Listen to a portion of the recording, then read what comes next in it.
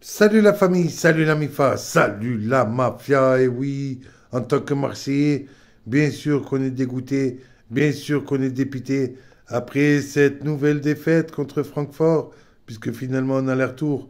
On aura perdu deux fois, on aura eu un huis clos, plus notre virage nord qui est interdit contre le match de Tottenham. Vraiment, c'est une équipe poissarde, c'est une équipe qui nous a fait très mal.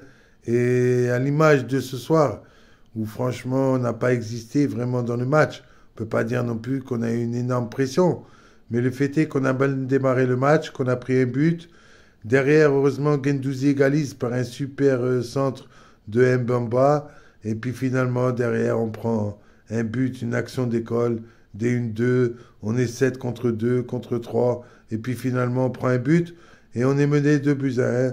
Et puis en deuxième mi-temps, on verra rien, rien du tout et on n'égalisera jamais. En plus, Tudor, on ne peut pas dire qu'il a fait des bons choix d'entrée, puisque moi, j'aurais pas mis Guendouzi derrière l'attaquant, mais un autre offensif, et enlevé Verretou ou Rongier.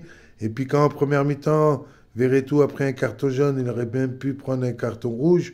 On imaginait qu'en deuxième, il va le changer. Et finalement, en deuxième, il va changer Guendouzi, celui qui a été au-dessus de Verretou, au-dessus de Rongier. Il va le changer, on ne comprend pas ses choix. Suarez qui rentre à 5 minutes de la fin, Sanchez qui n'a pas existé. Je priais pour un doublé, un triplé. On en est vraiment très très très loin. La seule bonne nouvelle de la soirée, on a du cul, c'est que le Sporting du Portugal n'a pas perdu à Tottenham. Donc ça, c'est vraiment une grosse bonne nouvelle. Ce qui veut dire qu'on a encore une chance dans le dernier match, mais on n'en a qu'une. Il faut battre Tottenham. Donc ça ne sera pas évident. Mais si on les bat, on est sûr d'être qualifié en huitième de finale. Donc on a encore une lueur d'espoir. Je vais revenir aussi sur tous les résultats de cette cinquième journée de Ligue des Champions. Alors je vais faire groupe par groupe, hein, en commençant par le début. Dans le groupe A, finalement, Naples a gagné contre Glasgow. J'ai pas marqué le score, je crois que c'est 3 buts à 1, excusez-moi.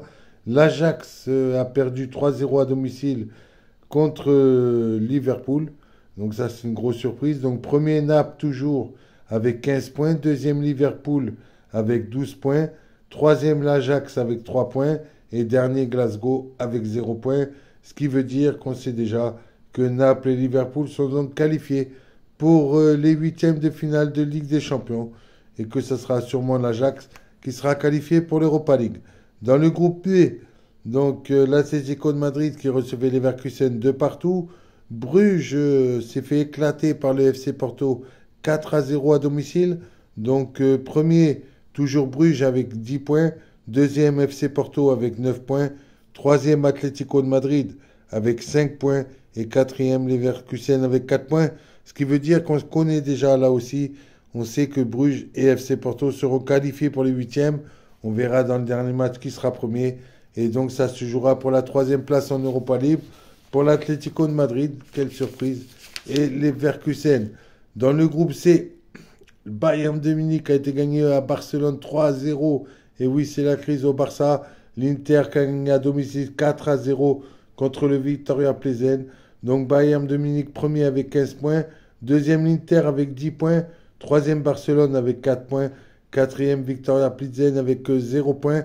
Donc là, on connaît déjà tous les résultats puisque le Bayern sera premier et l'Inter sera deuxième et seraient les deux qualifiés pour les huitièmes de finale. Le FC Barcelone sera troisième et donc qualifié pour le barrage de l'Europa League et Victoria Plzen était éliminé. Donc voilà un groupe où on connaît déjà ce qui va se passer même avant le dernier match. Dans le groupe D, le match de l'Olympique de Marseille, quelle tristesse. Mais bon, quand même une lueur d'espoir puisque Tottenham a fait match nul à domicile contre le Sporting un partout. Francfort a battu donc notre Olympique de Marseille à domicile 2 buts à 1. Premier Tottenham donc avec 8 points. Deuxième le Sporting du Portugal avec 7 points égalité avec Francfort avec 7 points aussi. Et donc nous quatrième avec 6 points. Mais ce qui veut dire que si on bat Tottenham dans le dernier match, on sera qualifié dans le groupe E. Le Milan AC, je vous l'avais dit, a battu le Dynamo 4-0, le Dynamo Zagreb, pourtant qui joue à domicile. Chelsea a été gagné à Salzbourg 2 buts à 1. Premier Chelsea avec 10 points. Deuxième AC Milan avec 7 points. Troisième Salzbourg avec 6 points. Quatrième Dynamo de Zagreb avec 1 point. Ça veut dire que dans le prochain match, le Milan AC va recevoir Salzbourg. Et c'est là que ça va se jouer pour la deuxième place, puisque Chelsea s'envole pour la première place. Dans le groupe F, Celtic, Shakhtar Donetsk, un partout. Leipzig a battu le Real Madrid à domicile 3 buts à 2. Donc premier Real Madrid avec 10 points. Deuxième Leipzig avec 9 points. Troisième Shakhtar Donetsk avec 6 points.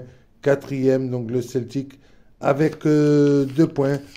Pour finir le groupe G et le groupe H. Donc le groupe G, Dortmund, un match nul à domicile contre Manchester City qui fait son deuxième match nul à la suite dans cette Ligue des Champions. Le FC Séville qui bat le FC Copenhague à domicile, Séville qui gagne 3-0. Premier Manchester City avec 11 points. Deuxième Dortmund avec 8 points. Troisième FC Séville avec 5 points. Deuxième le FC Copenhague avec 2 points. Et dans le groupe H, on le sait, le PSG a fait le carton de cette journée en gagnant 7 buts à 2 à domicile contre le Maccabi Haïfa.